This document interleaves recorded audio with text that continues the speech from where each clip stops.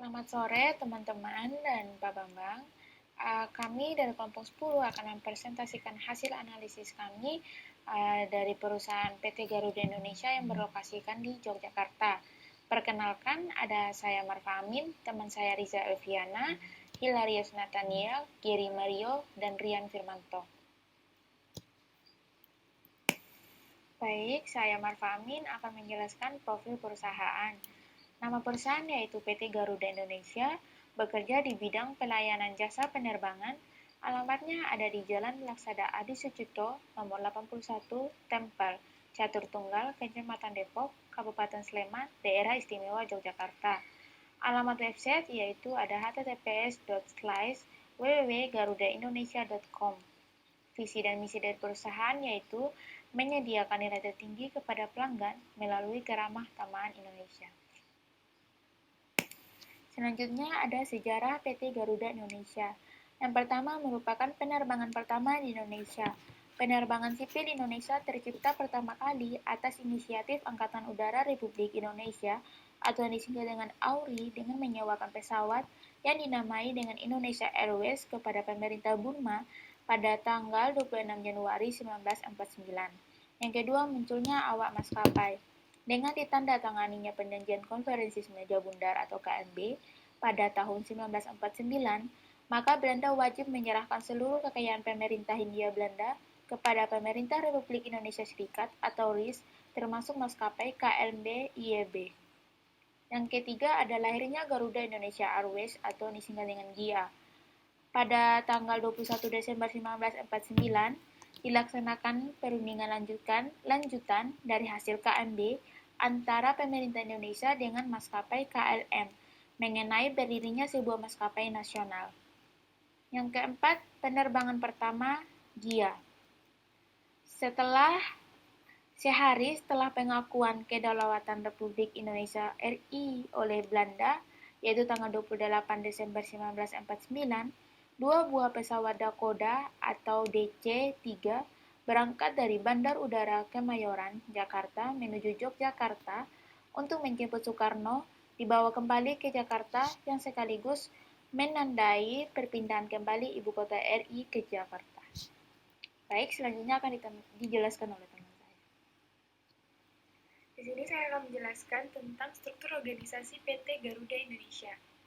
Di sini yang pertama ada direktur utama, lalu ada direktur layanan, direktur pemasaran dan penjualan, direktur teknik dan pengelolaan armada, direktur operasi, direktur keuangan, direktur SDM dan umum, dan yang terakhir, direktur strategi pengembangan bisnis dan manajemen risiko. Di setiap pembagian tersebut ada job desk-nya masing-masing yang dapat dilihat dari bagian di atas. Lalu ada penerapan sistem informasi manajemen pada PT Garuda Indonesia.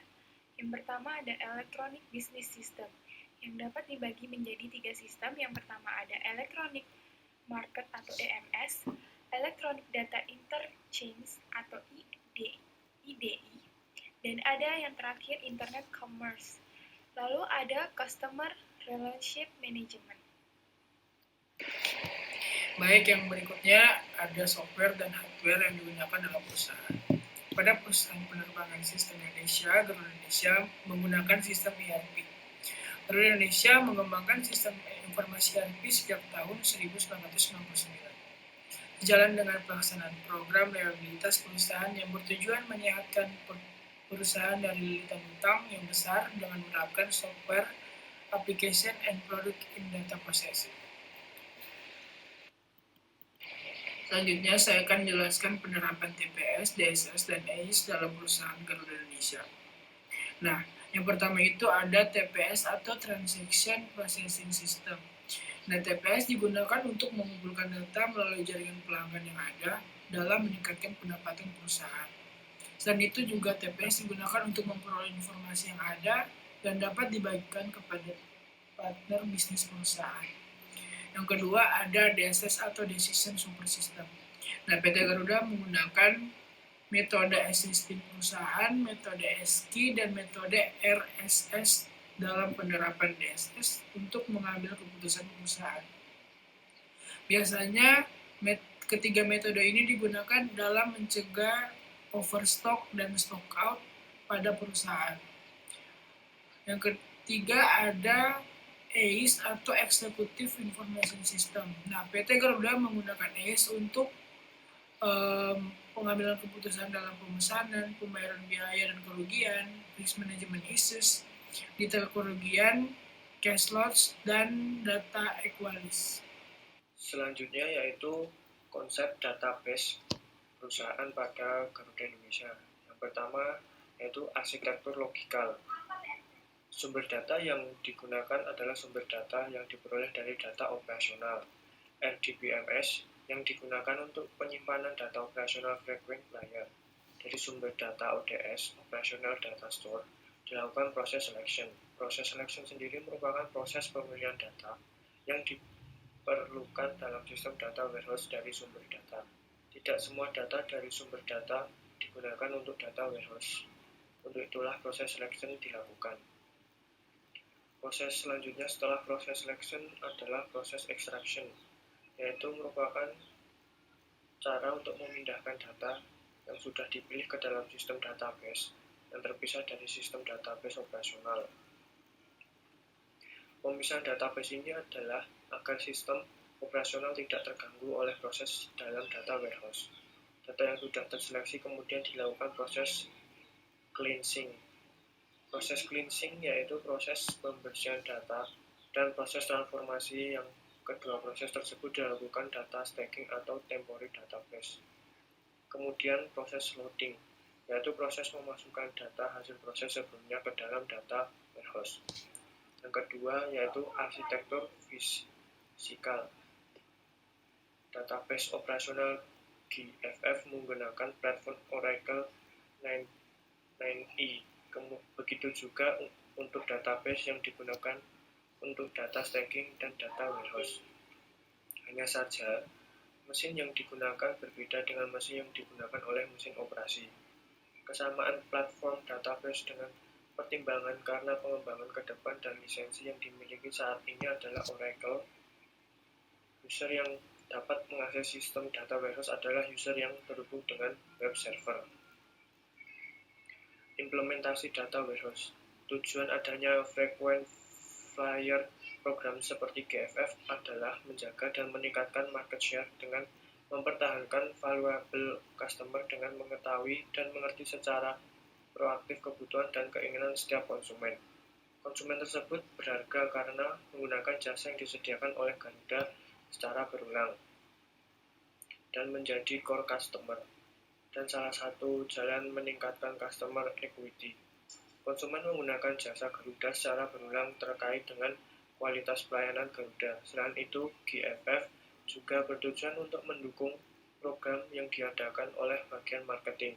Kemampuan penyediaan informasi dari data warehouse untuk melakukan analisa terhadap kegiatan anggota Garuda Frequent Flyer, baik dari enrollment, proses upgrade, dan downgrade, sehingga manajemen Garuda dapat menentukan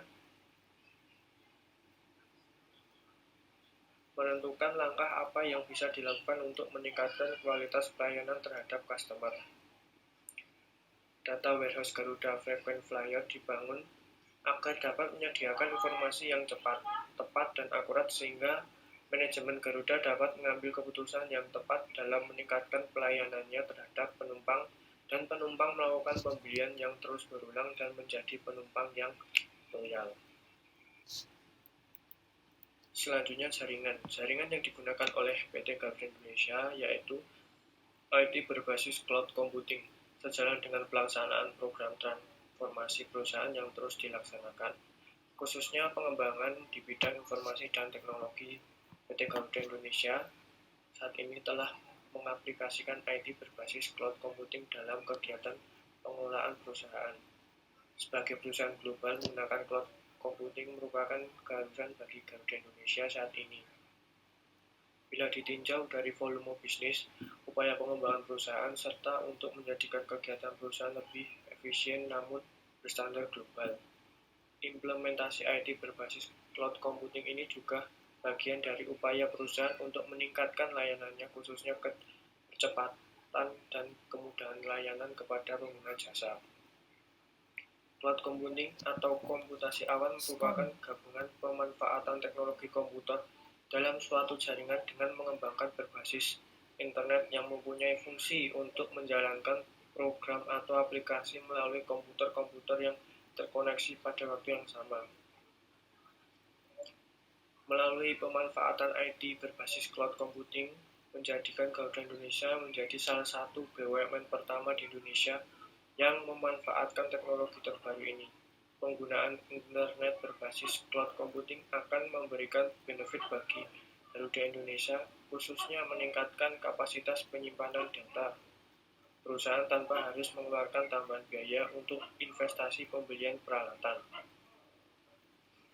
Data juga dapat diakses secara real-time, kapanpun dan dimanapun oleh karyawan karena terkoneksi dengan internet. Selain itu, data juga lebih terjamin keamanannya apabila disimpan secara on-cloud.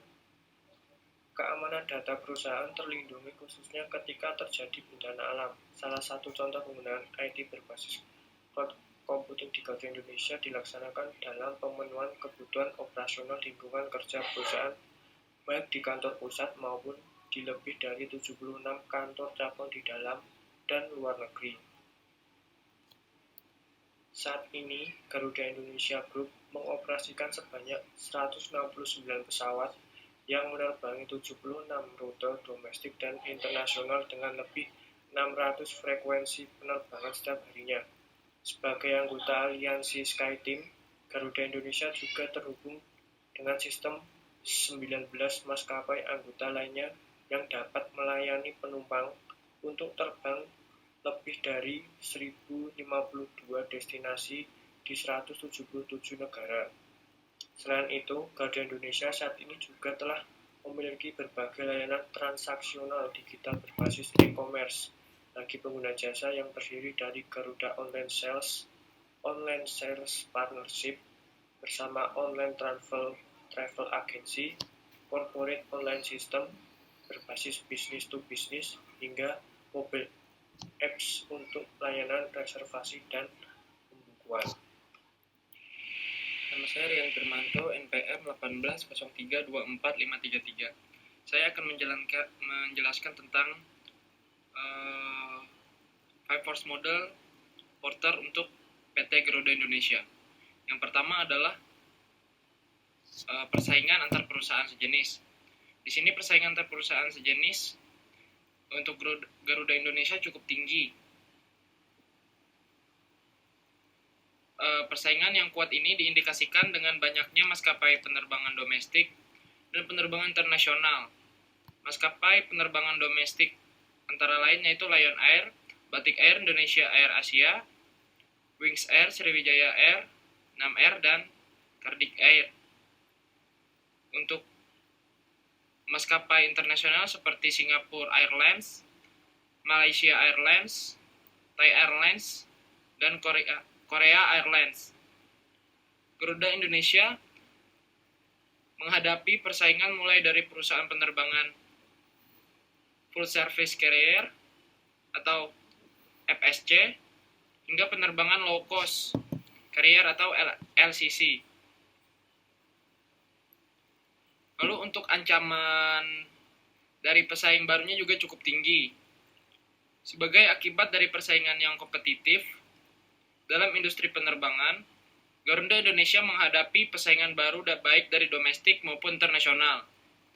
Pesaing baru ini sebagian besar merupakan layanan LCC atau yang mempunyai biaya murah. Masuknya pesaing baru ini menimbulkan beberapa perubahan industri secara keseluruhan. Perubahan itu berupa meningkatkan persaingan harga dan meningkatkan kualitas duduk penumpang. Yang ketiga adalah ancaman dari produk pengganti. Ancaman dari produk pengganti untuk PT Garuda Indonesia juga cukup tinggi. Produk penggantinya itu berupa transportasi laut dan darat. Jika rute yang ditempuh terhitung pendek dan juga biayanya lebih murah, kemungkinan besar konsumen akan lebih memilih menggunakan transportasi darat dan juga laut. Selanjutnya adalah daya tawar pemasok. Untuk daya tawar pemasok, PT Garuda Indonesia cukup rendah karena PT Angkasa Pura merupakan pemasok bahan bakar, produsen, dan juga mesin armada pesawat dari Garuda Indonesia itu sendiri. Dan juga Garuda Indonesia menggunakan armada pesawat yang diproduksi oleh dua pemasok, yaitu Boeing dan Airbus, sedangkan mesinnya diproduksi oleh CFM International SA. Yang terakhir atau yang kelima adalah daya tawar pembeli. Untuk daya tawar pembeli ini juga cukup tinggi untuk Garuda Indonesia. Pelanggan Garuda Indonesia dapat dikategorikan menjadi dua kelompok, yakni pelanggan yang menggunakan rute domestik dan juga internasional. Sebagai premium airlines, konsumen layanan FSC yang biasanya menggunakan rute penerbangan domestik adalah pelanggan dengan kalangan menengah ke atas. Layanan LCC ditunjukkan kepada konsumen yang menggunakan rute penerbangan domestik yang berada pada pangsa pasar kelas ekonomi. Dengan demikian, Garuda Indonesia mengembangkan layanan FSC dan juga LCC untuk menjangkau seluruh pangsa pasar dan di industri penerbangan domestik. Selanjutnya saran dari kelompok kami untuk PT Garuda Indonesia, yaitu berharap Garuda Indonesia berkembang dengan baik dengan melakukan perbaikan kualitas secara menyeluruh, memberikan excellent service bagi seluruh penumpang, sehingga visi Garuda Indonesia untuk menjadi perusahaan penerbangan yang handal dengan menawarkan layanan yang berkualitas kepada masyarakat dunia dengan menggunakan keramahan Indonesia, dan Garuda Indonesia tidak boleh cepat merasa puas akan keberhasilan yang diraih agar visi tersebut semakin nyata dalam perjalanan hidup Garuda Indonesia sehingga dapat mengharumkan nama Indonesia sebagai maskapai penerbangan Indonesia yang dapat bersaing dengan maskapai penerbangan internasional.